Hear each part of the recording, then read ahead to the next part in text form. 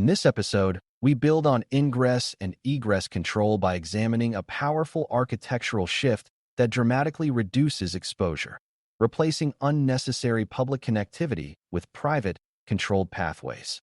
Many early cloud designs default to public endpoints because they are easy to configure and simple to test, but convenience often introduces risk that lingers unnoticed. When services communicate over the public internet, even if encrypted, they are exposed to scanning, probing, and misconfiguration errors. Designing private connectivity patterns means intentionally routing service-to-service communication through internal networks or provider-managed private links instead of public addresses. This approach reduces attack surface, limits accidental exposure, and makes traffic patterns more predictable. Beginners sometimes assume that encryption alone makes public exposure safe, but reducing exposure altogether is usually a stronger defensive move. By preferring private paths, you transform the cloud from a collection of internet-facing endpoints into a more contained, internally routed environment. Before we continue, a quick note. This audio course is a companion to our course companion books. The first book is about the exam and provides detailed information on how to pass it best. The second book is a Kindle-only ebook that contains 1,000 flashcards that can be used on your mobile device or Kindle. Check them both out at cyber.author.me in the Bare Metal Study Guide series. To understand why private connectivity matters, consider how public endpoints behave by default. When a resource has a public IP address or a publicly reachable endpoint, it becomes part of the internet's addressable space. Even if firewall rules block most inbound traffic, automated scanning tools will still discover that endpoint and attempt to interact with it. This constant background probing increases operational noise and increases the consequences of small configuration mistakes. Beginners often believe that as long as authentication is strong, exposure is acceptable, but public exposure increases the number of opportunities for exploitation. Private connectivity removes these opportunities by ensuring that traffic flows within controlled, internal channels. The fewer services that are directly reachable from the internet, the fewer doors attackers can test. One common private connectivity pattern involves keeping backend services entirely within private subnets while exposing only a limited entry point, such as a load balancer. The load balancer handles inbound traffic from the internet and forwards legitimate requests to internal services that are not directly reachable externally. This pattern concentrates exposure in a small number of controlled components and simplifies monitoring. Beginners sometimes expose individual application servers or databases directly because it feels straightforward, but this multiplies exposure unnecessarily. When only the load balancer is public, security controls can focus intensely on protecting that single gateway. Internal services remain insulated from direct internet interaction, reducing the likelihood of accidental exposure. Another important private connectivity mechanism is provider-managed private service endpoints. Many cloud providers allow workloads to connect to managed services such as storage, databases, or messaging systems through private network paths rather than through public endpoints. This means traffic stays within the provider's internal infrastructure instead of traversing the internet. Beginners sometimes overlook these options because public endpoints are easier to configure initially, but private endpoints significantly reduce exposure. They also simplify outbound policies because traffic to managed services no longer requires broad internet allowances. By preferring private endpoints, you reinforce the principle that sensitive services should not depend on public reachability. Cross-network connectivity patterns also require careful design to maintain privacy.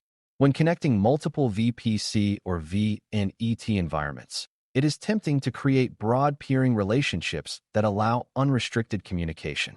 However, this approach can unintentionally expand reachability across environments.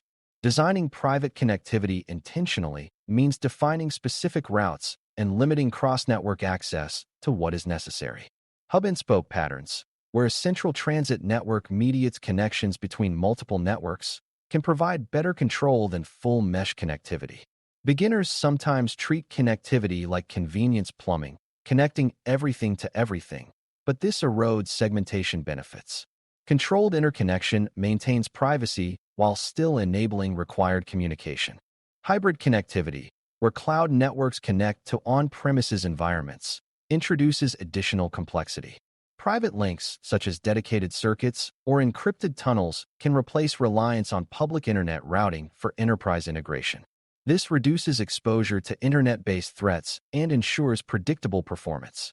Beginners may assume that encryption over the internet is sufficient, but dedicated private connectivity often offers stronger assurance and simpler policy enforcement. Designing hybrid connectivity thoughtfully ensures that sensitive internal systems are not indirectly exposed through poorly controlled pathways.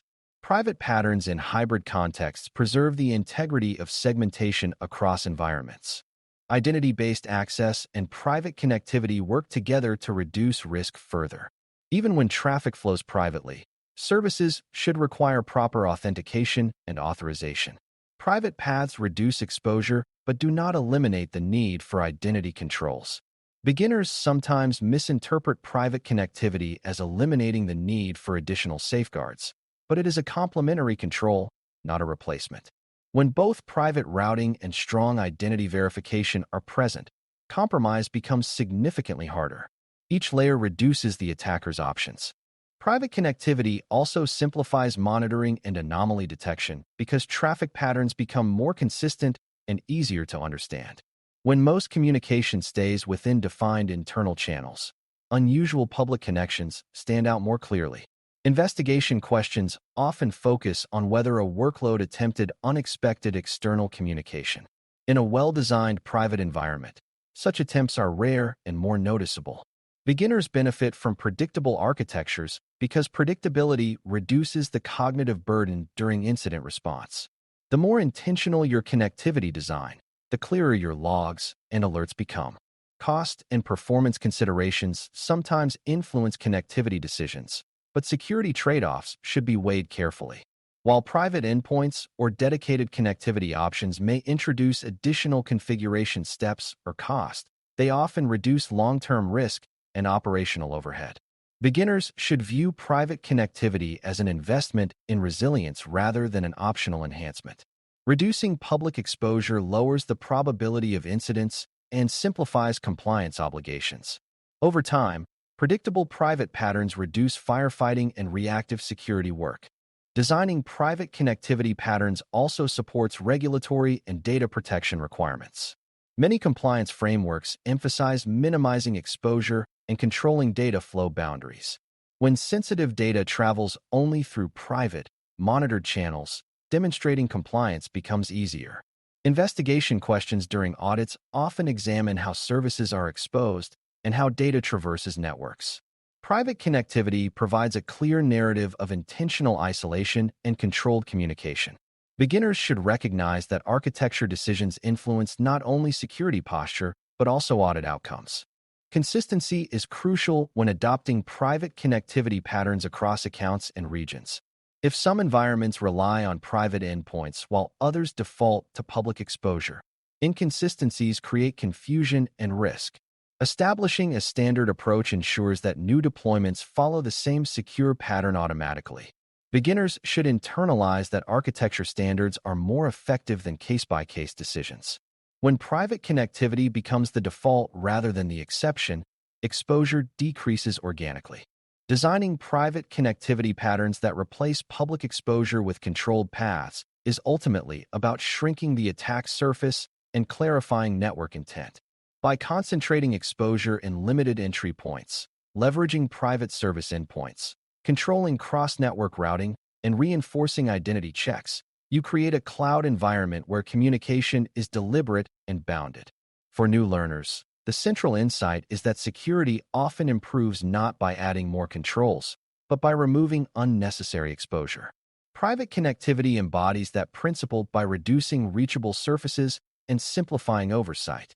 When internal services communicate internally and public exposure is tightly constrained, your cloud architecture becomes quieter, more predictable, and significantly harder to misuse or compromise.